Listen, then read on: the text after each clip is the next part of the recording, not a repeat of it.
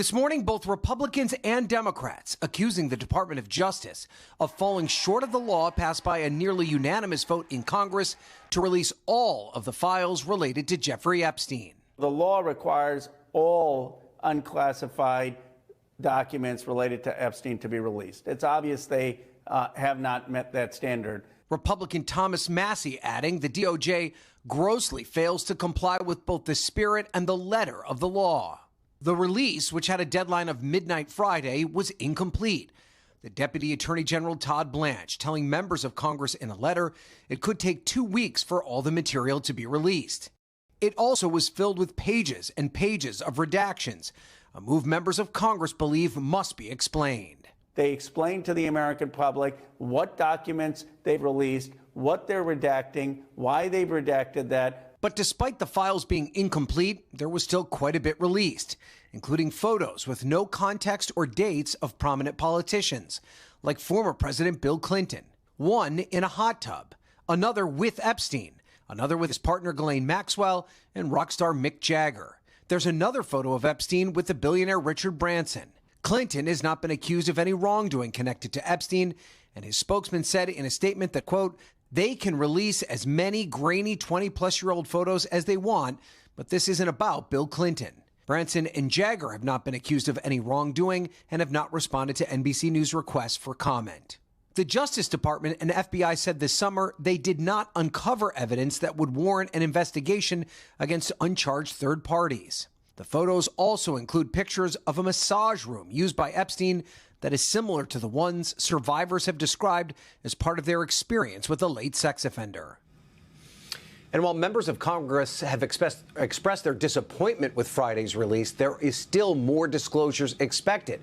So far, there's been very little mention of the current president, Donald Trump, who has previously denied any wrongdoing. This despite his chief of staff, Susie Wiles, telling Vanity Fair that his name is in the files. Peter? Ryan Nobles with the very latest from Washington this morning. Ryan, thank you. All right, let's bring in NBC News legal correspondent Danny Cevallos to help make sense of this all. Danny, good morning to you. Okay, we've got the photos, there are documents, a whole host of things, but a lot of redactions. It doesn't appear there's any smoking gun. Whole page redactions. But this was to be expected because when you look at the statute, there is a lot of space for interpretation. When you talk about things like the government can withhold things that are related to this or concerning this, that means that somebody at DOJ gets to make that determination in the first instance. So no surprise at all that we saw heavy redactions from DOJ because they had a lot of editorial discretion in this case. So let's detail this for a bit. So one of the pushback primarily that we're hearing from lawmakers is that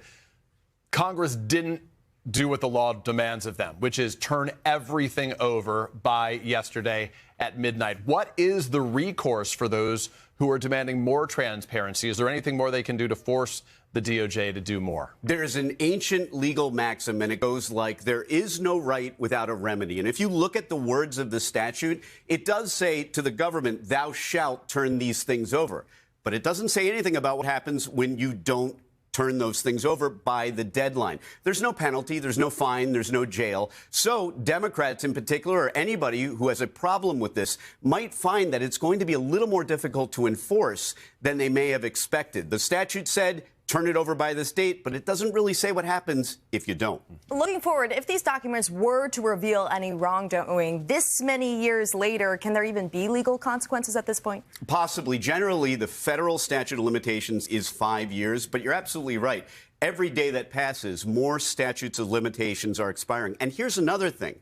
To the extent that DOJ is allowed to withhold documents that deal with an ongoing investigation, possibly, by definition, anyone whose name or image we're seeing in these photographs, you might be able to infer that there is no investigation of that person pending. So I'm sort of reading into it maybe too much, but there's a possibility that anybody who we're seeing now is somebody who is not the subject of a serious investigation. Okay, Danny Cevallos, thanks for that.